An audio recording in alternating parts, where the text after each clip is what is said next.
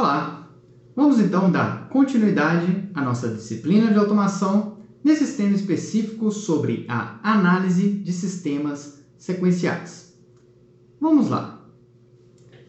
Para tratar dessa análise de sistemas sequenciais, vamos ver este exemplo que aqui está e trabalhar com o acionamento das botoeiras, ora pressionando uma, ora pressionando a outra, para verificar a influência em termos de sequência de acionamento para o acionamento de nossa saída, aqui representado por essa lâmpada H. Então, temos aqui nossas botoeiras, que seriam nossas entradas, e o acionamento dessa botoeira, ou a ordem de acionamento dessa botoeira, vai influenciar no acionamento de nossa lâmpada H. Como vamos trabalhar com isso? Então, primeiramente, vamos acionar aqui a nossa botoeira B0. Ao acionar a botoeira B0, ela aciona esse contator D1. E qual a consequência de acionar esse contator D1? Vamos analisar agora os contatos do contator D1, que ele está presente nessa parte, onde, se eu aciono D1, esse contato normalmente fechado vai abrir. Se ele abre, ele impede o acionamento de D3. E aqui eu tenho que D1 vai fechar. Mas isso não é suficiente para que eu acione a minha lâmpada. Afinal, para que a lâmpada acione, eu tenho que garantir que D1 vai estar fechado, D2 vai estar fechado e D3 vai permanecer fechado. Dizer que ele vai permanecer fechado é dizer que eu não vou acionar D3, que foi o que aconteceu no momento que eu abri esse contato D1, não permitindo a existência de um caminho até D3. Então, vamos lá. Eu acionei B0, e mantive B0 pressionado. Agora, eu vou fazer o acionamento de B1 e manter o acionamento desse B1 também pressionado. Então, após acionar B0, vou acionar B1. Acionando B1, aciona-se o contator D2. Acionando o contator D2, eu vou fechar essa chave, porém nada vai ocorrer. Por quê? Porque D1 está acionado e essa chave aqui, esse contato vai estar aberto, este vai estar fechado, mas isso não será suficiente para acionar D3. Então, nós temos agora D1 acionado, D2 acionado e D3 desacionado. E essa é a condição que permite o acionamento da lâmpada. Mais uma vez, D1 acionado, D2 acionado e D3 não acionado.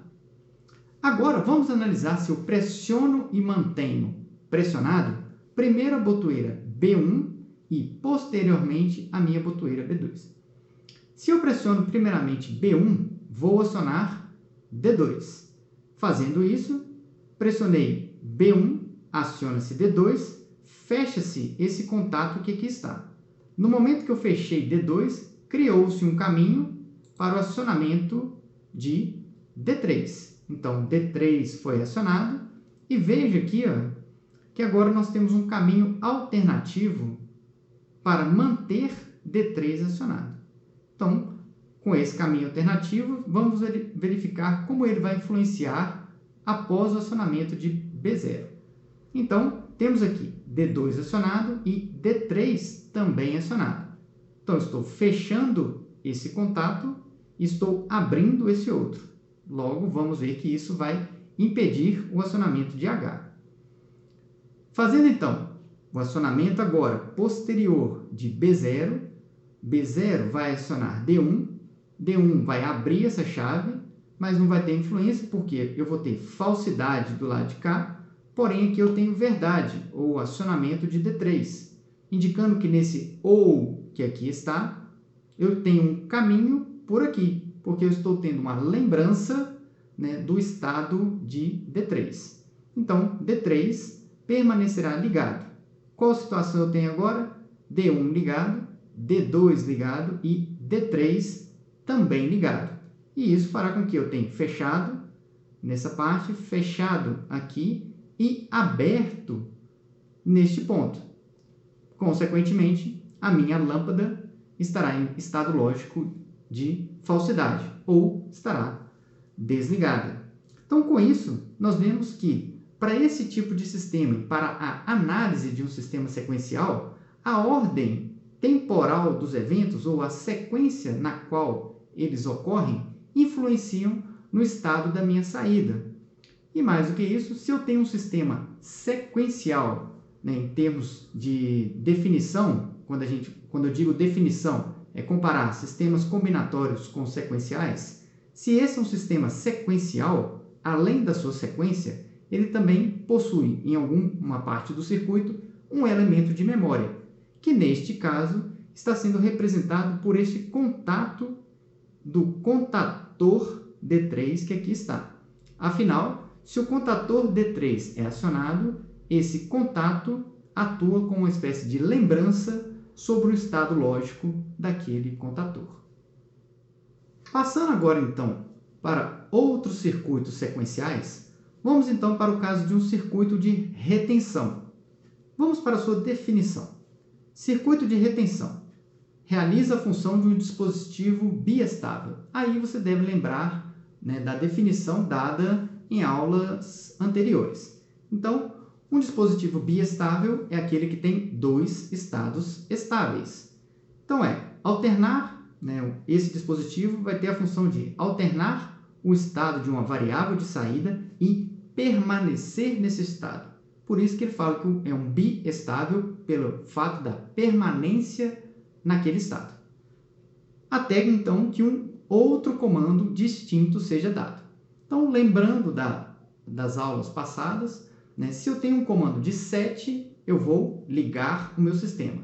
Se eu dou um comando de reset, eu vou desligar esse meu sistema. Então, esses dois circuitos, ou esses dois diagramas elétricos que aqui estão, eles apresentam esse tipo de circuito de retenção. Mas você deve lembrar também que lá atrás eu falei que existia uma condição na qual era não permitida para o meu elemento biestável. E agora aqui é uma forma de representar esta possibilidade, que seria o acionamento simultâneo, tanto do comando para setar quanto do comando para resetar. O que vai ocorrer se eu pressiono os dois ao mesmo tempo? Então vamos fazer essa análise para esses circuitos. E aí nós vamos denominar e classificar cada um deles. Então primeiro vamos só pensar como elementos biestáveis, onde eu tenho uma botoeira para fazer a função de set e uma outra botoeira para fazer a função de reset. Neste caso, B1 é a botoeira que irá setar o meu sistema e B0 é a botoeira que irá resetar o meu sistema. Então, fazendo a análise, temos aqui, se eu pressiono a minha botoeira B1, eu tenho um caminho que vai fazer o acionamento do meu contator D.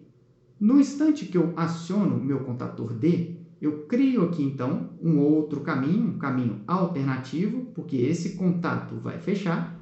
Então, crio um caminho alternativo, que será o meu caminho de retenção.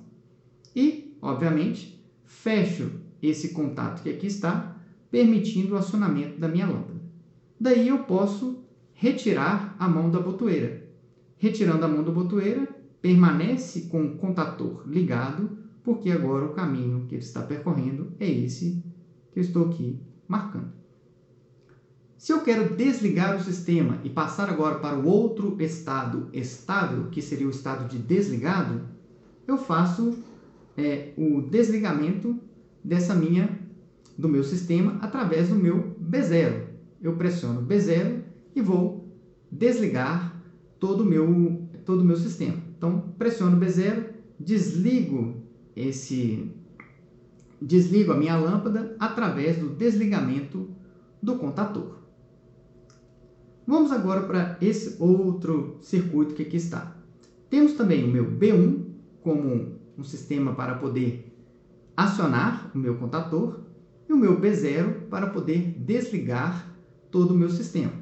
Então, se eu pressiono B1, aciono aqui o contator D. Esse contator D fechará esse contato, criando novamente um caminho alternativo, e com D acionado, eu posso fechar esse contato e ligar a minha lâmpada.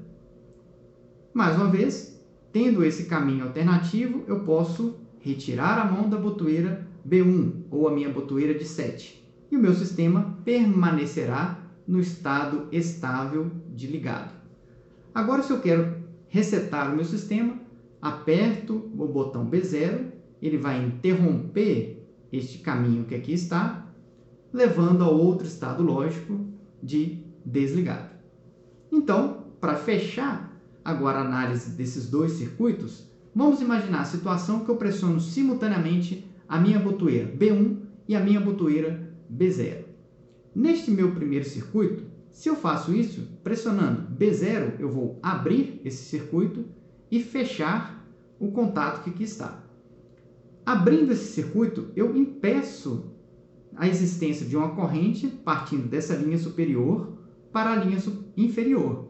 Então, não haverá um caminho para a corrente seguir, logo não será possível acionar o meu contator D. Então, teremos aqui um sistema com prioridade para desligar. Afinal, se eu ligo e desligo, ou se eu pressiono os dois botões para ligar e desligar simultaneamente, a prioridade do meu circuito será para manter no estado lógico de desligado. Agora, se eu tomo esse outro circuito que aqui está e faço a mesma operação de apertar simultaneamente B1 e B0, nós vemos que existe um caminho direto através de B1 para a ligação do meu contator D. Então, neste caso, se eu pressiono simultaneamente as duas botoeiras, teremos aqui que a minha lâmpada irá ligar. Logo, este é um tipo de circuito com prioridade para ligar. Passando agora para os circuitos de intertravamento. Temos aqui a seguinte situação.